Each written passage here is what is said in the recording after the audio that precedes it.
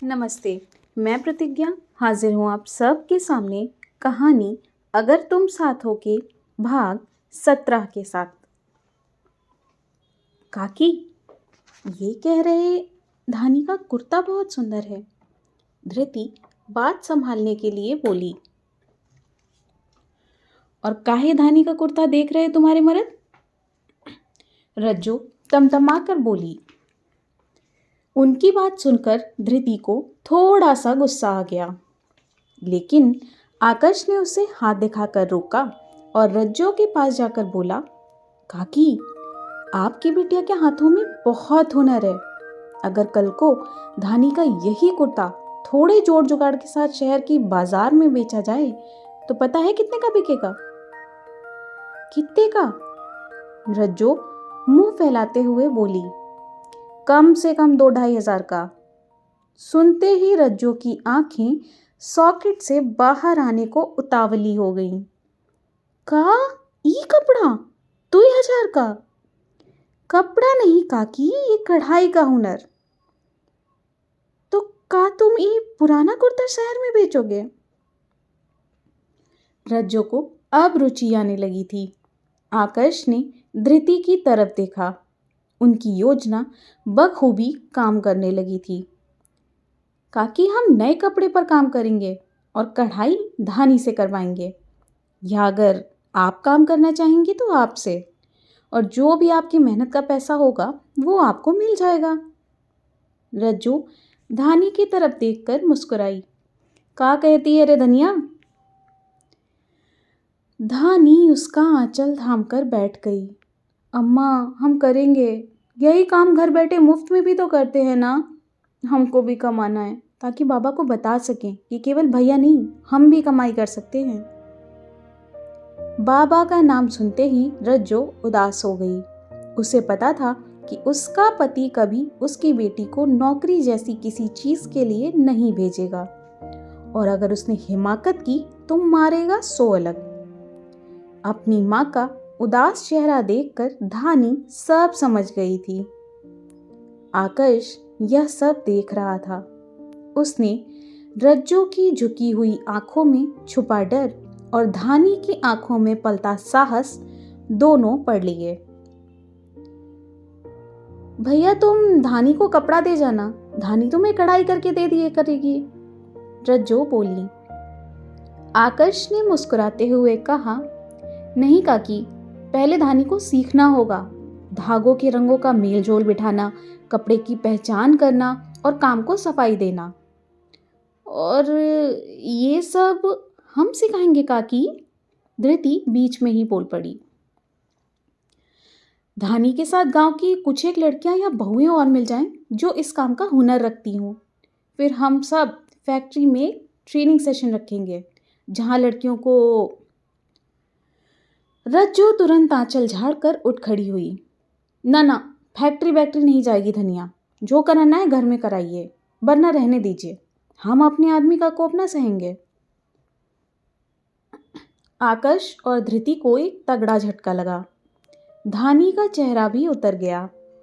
बना बनाया काम एक बार फिर से पेचीदा हो गया। रज्जो रसोई के काम में लग गई। धानी ने दुपट्टे की ओट से मोबाइल छिपाकर धृति को मैसेज किया, हम काम करना चाहते हैं जीजी। धृति ने उसकी तरफ देखा। उसका चेहरा बता रहा था कि वो काम करने के लिए कितनी उत्सुक है। धृति ने मोबाइल की स्क्रीन पर नजर डाली और आकाश की ओर एक मूक इशारा किया। वे समझ गए थे कि लड़ाई रज्जो से नहीं बल्कि उस अदृश्य डर से है जो उस घर की 4 दीवारी में सालों से कैद था। दोनों वापस लौट आए।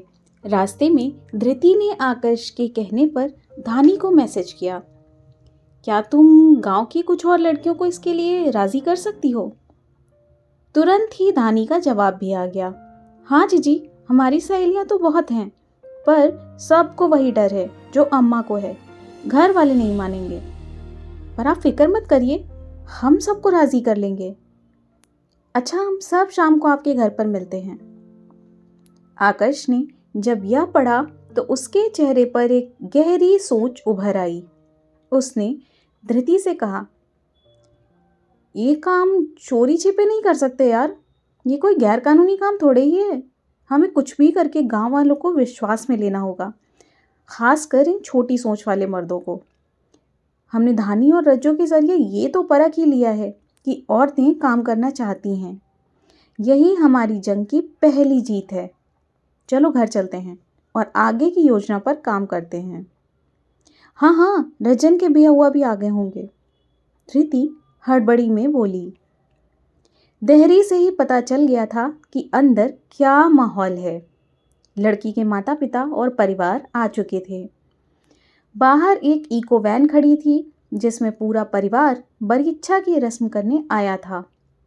आंगन में कदम रखते ही बड़ी बड़े डलियों में फल और मिठाइयाँ रखी नजर आने लगीं।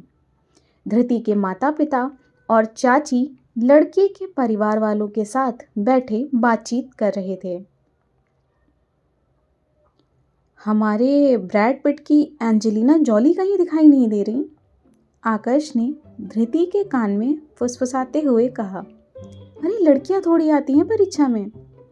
ओ, फिर कब मिलूंगा मैं अपनी सलहद से, धृति मुस्कुराते हुए बोली। हाँ, सरहद से। सरहद नहीं, सलहज माने साले की बीवी। उसने आकाश के कंधे पर थपकी मारी। तुम मुझे गांव की एक वोकैबुलरी बनाकर क्यों नहीं दे देती? मैं एक बार में ही सब याद कर लूंगा। मेरी मेमोरी बहुत स्ट्रांग है। धृति अलंकृता को गोद में लेकर मुस्कुराते हुए अंदर औरतों के पास जाकर बैठ गई। कार्यक्रम बहुत अच्छी तरह संपन्न हुआ। लड़की के परिवार वालों ने सभी को उपहार दिए। वो नीलम और धृति के पतियों के लिए कपड़े और लिफाफे लेकर आए थे।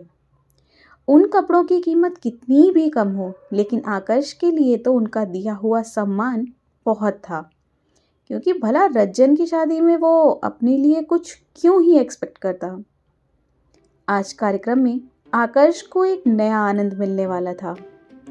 सब रस्म हो जाने के बाद धृति उसके करीब कान में बोली, अम्मा कह रही हैं आपका खाना कमरे में लगवा देते हैं, फिर पंगत बैठेगी। इंतजार करेंगे तो देर हो जाएगा। पंगत? यू मीन वो जो नीलम की शादी में पूरा ग्रुप डिनर हुआ था ज़मीन पर बैठकर, राइट? धृति ने हाँ में सर हिलाया। यार लास्ट टाइम भी तुमने मुझे वो एंजॉय नहीं करने दिया था। अब तो मैं सबके साथ ही खाना खाऊंगा। आप दामाद हैं इसलिए। मैंने कहा ना, मैं पंगत में सबके साथ बैठकर खाना खाऊंगा। धृति को पता था आकाश के साथ मगजमारी करना किसी बेवकूफ़ी से कम नहीं है। उसने माथे पर हाथ मारा और बोली, बाद में ना हमसे कुछ ना कहिएगा आप। चलिए चलिए बाहर बैठिए दरी पर। बाहर टाट पट्टियां बिछाई गई थीं। बाल्टियों में सब्जी, खीर और बड़े थाल में पूड़ियां किनारे रखी हुई थीं। सभी मेहमान, बड़े बुजुर्ग और पुरुषों को पहली पंगत परोसी जाने लगी।